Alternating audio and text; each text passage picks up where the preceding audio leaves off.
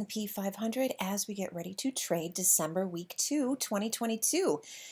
So, not this week, but the week after this, in December week 3, we'll be getting our final Fed meeting of the year with a Fed statement on Wednesday, December 14th.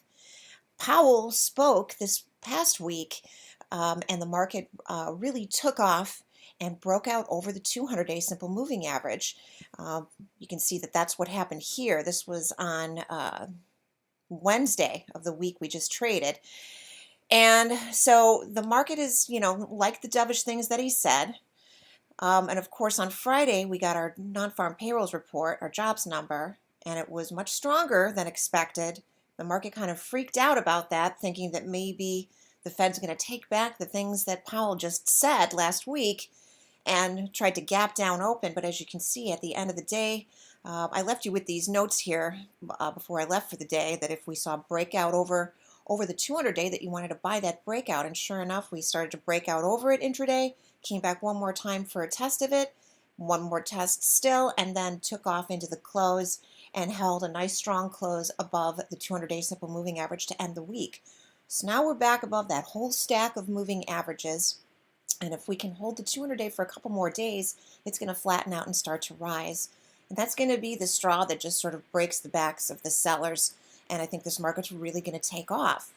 And we have up until the week after this one, till that next Fed statement comes out, to see how high we can get this market before we hear that see that Fed statement, hear Powell's press conference, see if he backpedals on any of the dovish stuff, and we wind up selling back off for the rest of the year, or if he stays the course and we really see a nice rally that continues on for the final 2 weeks of the year.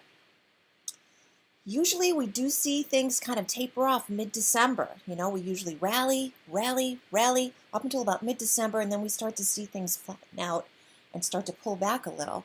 So it really makes a lot of sense with the timing for this week to be that strong week. And with a weekly close that we just had above the 200-day, we're looking to be long here as long as we stay above that 200-day. Let's take a look at this on the roadmap. You can see here was that day that Powell spoke. Here was Thursday, kind of digestion of it, and a red candle day because we came back down and closed below where the open was. And we made a lower close than the day before as well. And then Friday, that pushed down below the 200-day, but a strong hold well above the 10-day. And then that rally back, which we just watched on the intraday chart, to close the week out above the 200-day. If we have a little options hangover on Monday and still can't make it over this high that was set on Thursday with this look above 4,100, that's our December high right now, was set on December 1st, Thursday, 4,100 and a little change. So if we're still stuck under 4,100, it probably is just option bets that are still in place for the Monday expiration. I truly believe that as long as we close out Monday above the 200-day, maybe even an even better clue would be if we made a slightly higher close than we did on Friday. You need to be long that. That is going to be the explosive move that we will see on Tuesday that maybe takes us all the way up here to 41.55 and beyond. At 41.55, we have the 2022 halfway back point between the 48.18 all-time high set early in January of this year down to I guess it was October. Yeah, October's where we set our low for the year at 34.91. By way of taking out the September high at 41.19.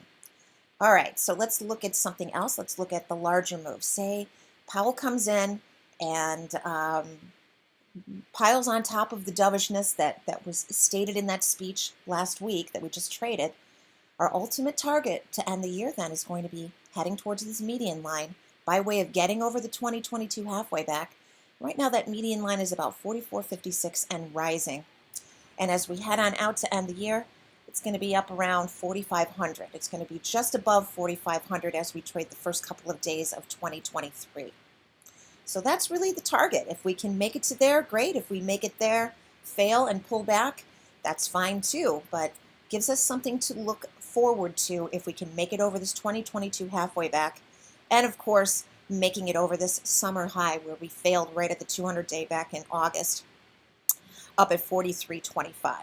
So 2022 halfway back, make it through 43.25, go for this median line. If we just rally this week into Powell's press conference and the Fed statement coming our way Wednesday, December 14th, maybe this target here at 43.25 is the most that we're going to see for the year. Maybe we make a lower high against this. Market gets spooked by whatever is stated in the press conference. If he backpedals at all on the things that he said in his speech in December week 1, then that's going to be it for the year. We're going to make another lower high here, and we're going to be forming a downtrend, and we're going to be setting up a new bear fork and looking for a movement back to the median line of that element instead. Okay, so a couple of different roads there we could be going down. Let's look at some of our outside indicators. Oil has fallen below 80 bucks in the last couple of weeks. Settled above $80 on Friday. So we're looking for this to stay in the 80s and maybe fall back below 80 again. VIX futures have fallen all the way down to 21. When last we looked at these, we were looking for them to stay under 23, so we're in the bag there. Now we want to see them fall below 20. That's what we're going to need to get to that 43.25 and beyond. Over on Apple, Apple has been getting smacked because of the protests in China. All the citizens in China are protesting against the massive lockdowns and so forth. And there's been a lot of unrest in the city where the Apple factory is, where the Apple assembly plant is. So Apple has been getting stuck underneath 150. We need to see Apple recover 150 and keep going. That's a great indicator for us. It's very hard for the S&P 500 to make it a strong move over 4,100 and go for that 43.25 level if we can't get Apple over 150. So that's something to keep an eye on. And then finally, we're looking at 4,100 calls. If we have a little options hangover on Monday, we're looking to see if these will hold 11. If they don't hold 11, then we'll look for an $8 or a $5 window entry here. If these are a little too rich for your blood, you can look on up to maybe 41.25 or so. And these are the Friday expiration that I'm talking about, the December 9th Friday expiration. But I would try to stay, if you can, between 4,100 and 41.25, maybe 41.30 max. That's where we want to stay because we normally have a little bit of resistance there before we hit the 41.50 level, before we hit that 50 handle. It's part of our 80 handle rule playbook. And we can look at the options here as far as volume is concerned.